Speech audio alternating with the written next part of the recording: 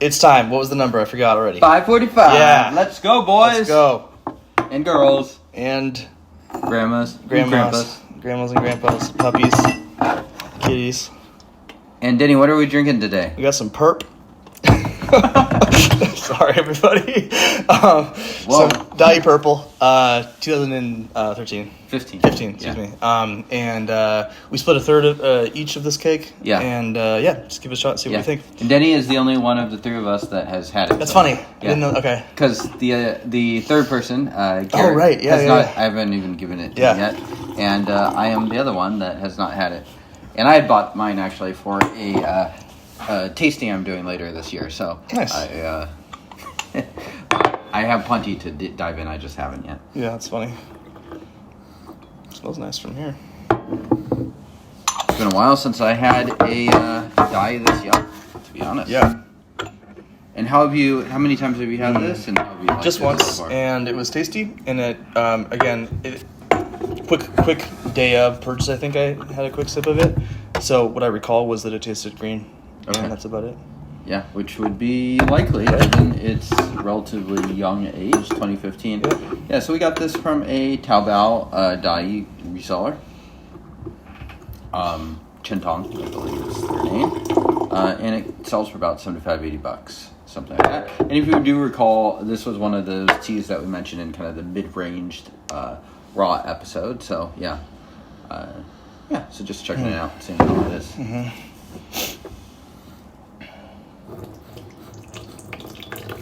Has some nice grassy hay notes on there. I was gonna say hay. Yeah. Mm-hmm. Definitely smells some sweetness on the chai. Young. Cheers. Cheers. Something like this, I feel like, for me at least, I'm judging whether this is a tea I'd want to age and drink in the future rather than enjoy now. It's just a little on the young side of things. Totally. And this steeping, and honestly, the first couple steepings of these teas won't be super representative, frankly. Yeah. And especially with this, there's a kind of a couple chunks in there. Sure. Yeah. And Denny, you said you were kind of looking for some Dayi cakes that you would be like kind of your staple benchmark Dayi cakes. Totally, yeah. I kind of just want to have like, a amortized flow ramp, of just some good raws to be drinking that are not, just kind of daily drinkers basically. So I've gotten some that are a bit more, that are interesting, delicious today. But I think some to kind of in volume to store for some time, I think would be a good idea as well. Sure. And again, that would be kind of the lower range, just kind of daily drinkers. And then I'm still undecided. The dang tariffs kind of messed up my plans for the nicer cakes, so still undecided on what to do there. Yeah. But we'll see. Makes sense. All right. Cheers. Cheers.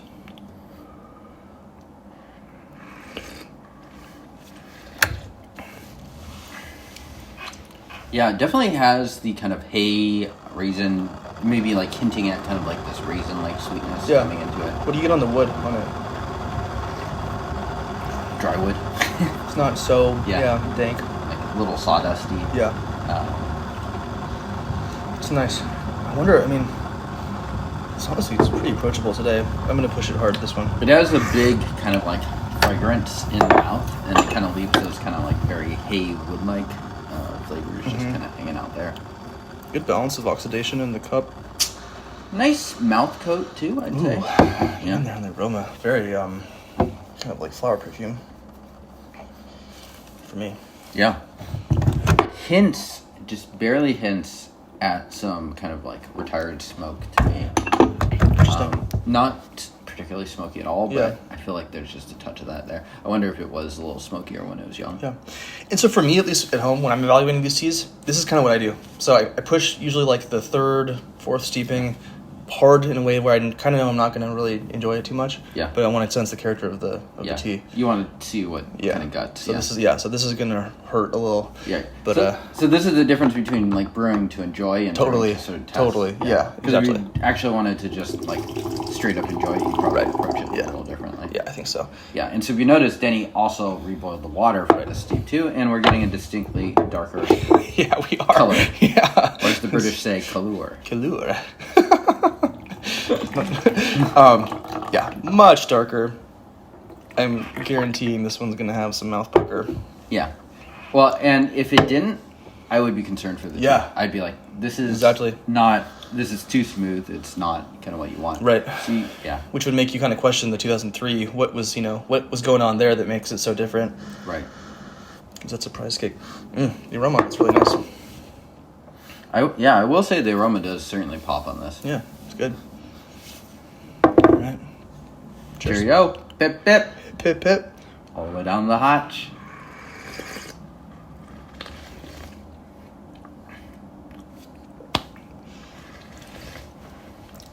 Don't hate it at all. Viscosity turned to 11. Yeah. I will say it definitely has some mouth pucker. Yeah. So, thumbs up there. I like it. I want the high notes on this right now. Yeah. It's strong. I'm trying to pay attention now to just kind of like the mouthfeel and the aftertaste.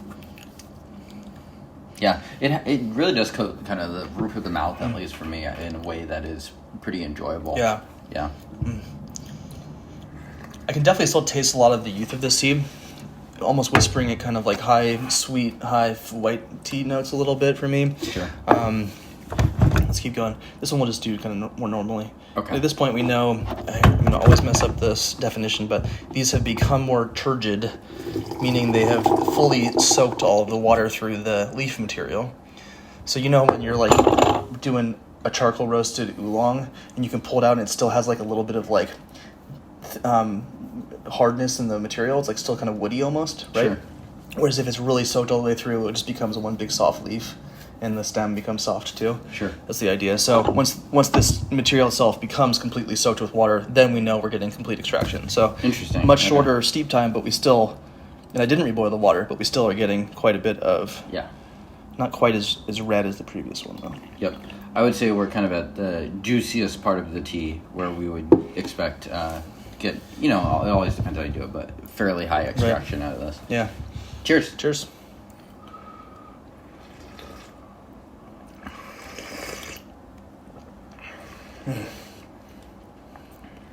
It's really sweet. There's a lot of sweetness today. Yeah, nice and robust. I like this a lot. I think I can tell you've been drinking a lot of pu'er. The fact that you're like, this is sweet. Because you're not wrong. There's sweetness there, but I think most people, if they have not been drinking pu'er, would be like, oh, it's a little bitter. Yeah. It's got some bitterness. Yeah. I'm noticing more and more now the experience of that sort of evolution of the bitterness to the sweetness as the kind of Huigon a little bit. I don't necessarily just think of it changing, the Huigon changing from bitter to sweet. It's kind of, for me, just the returning flavors is how I would describe it. Actually, coincidentally, check out Tea For Me Please. She has a really good blog post about Huigon, and she asks other bloggers about it too.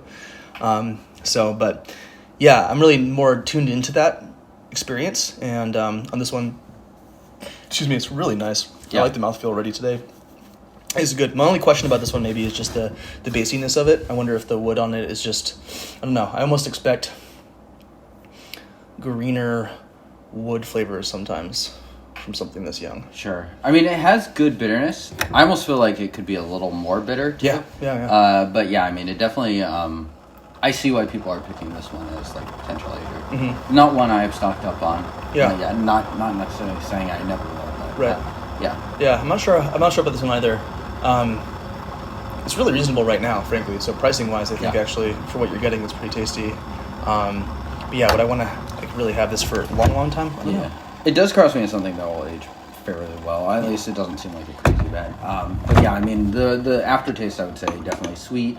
Good aftertaste. I'd say that's definitely one of the standout features of the tea. Yeah. Yeah. Nice. Yeah, bright. Okay. And that was maybe 5 seconds, so. Keeping it short? Yep, still keeping it short. Yeah, with the reboiled water. Get out, you bastard. Get out, you devil! Okay. We're not talking about the tea. God damn splinter. I don't think the devil went in the Purple Dayi. He's got a splinter in his finger. Dang splinter. All right. Cheers. Cheers.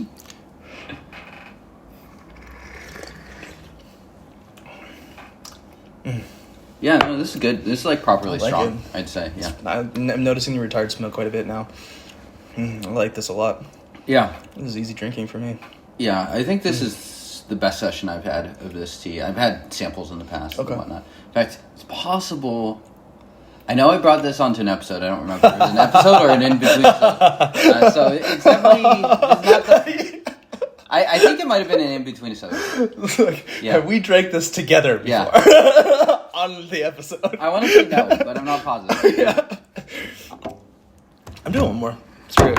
It's a hot day out today. Yeah. It doesn't need to be reboiled. I'm Yeah. gonna give this like 15 seconds though. This is nice. It's a good balance. You know, one thing too I'm noticing that I've been paying attention to more is just like, just gut check. Does this tea taste gross?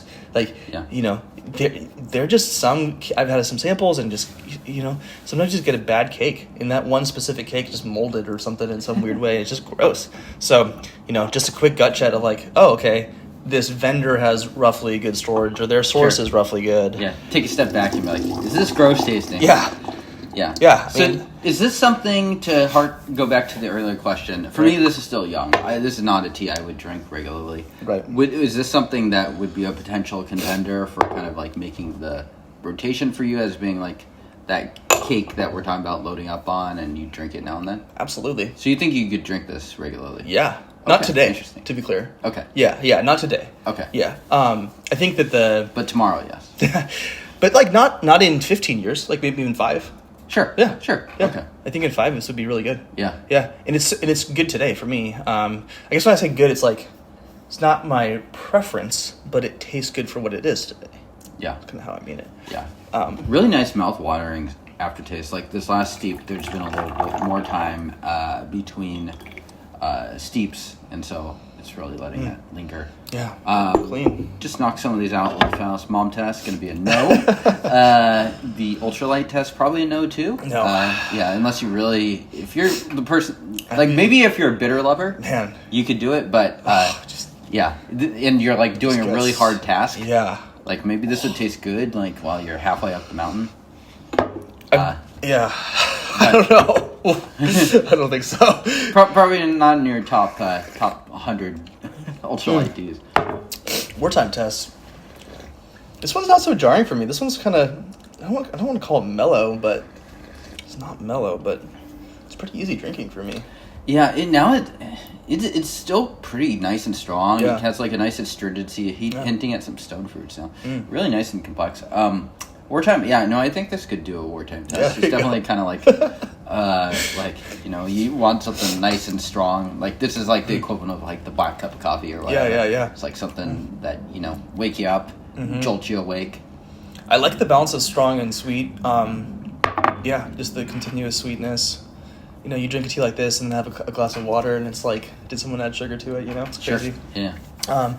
Cool. Fine. I don't know how people are gonna find this one. Well, you can ask, and I will post the Taobao link, which is hopefully still active. Sweet. Yeah. Okay. Cool. Yeah. Yeah. I don't know. Chen Tong is the Taobao shop. So. Okay. Sweet. Yeah. Check this one out. This is.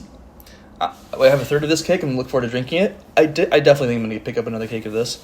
I think it tastes really pleasurable and yummy today. Yeah. So as a thumbs up from me. So yeah, go ahead and check this one out. Just check the link and blah blah blah. Send this to your cats. Hold your horses. Uh-oh. We didn't choose what war we're going to. Oh wait. You know. Can't believe we almost screwed that one up. I'm thinking not cyber war. No. I'm like Desert Storm. Okay. It's not bunker. Like big, like honking. You know, like the movie Three Kings. Yeah. Like that was that trashy movie. You know what I mean? Like it was really bad, but like Clooney. good. Oh yeah. Is it Wahlberg in that? Yeah, dude. Yeah. It's like but good bad. You know, like you go watch it. It's terrible, but in the best way. I'm just thinking like decked out Clooney war, like looking cuter than like being a war person. You know? Yeah. Yeah. That's what I'm thinking. Subscribe. Where else are you gonna get insights like that? Yeah. Where else are you gonna learn about tea? Like on TDV? Yeah. Three Kings, brother. Oh my god. All right. Do all this stuff. We love you guys. Wu-Tang! Peace.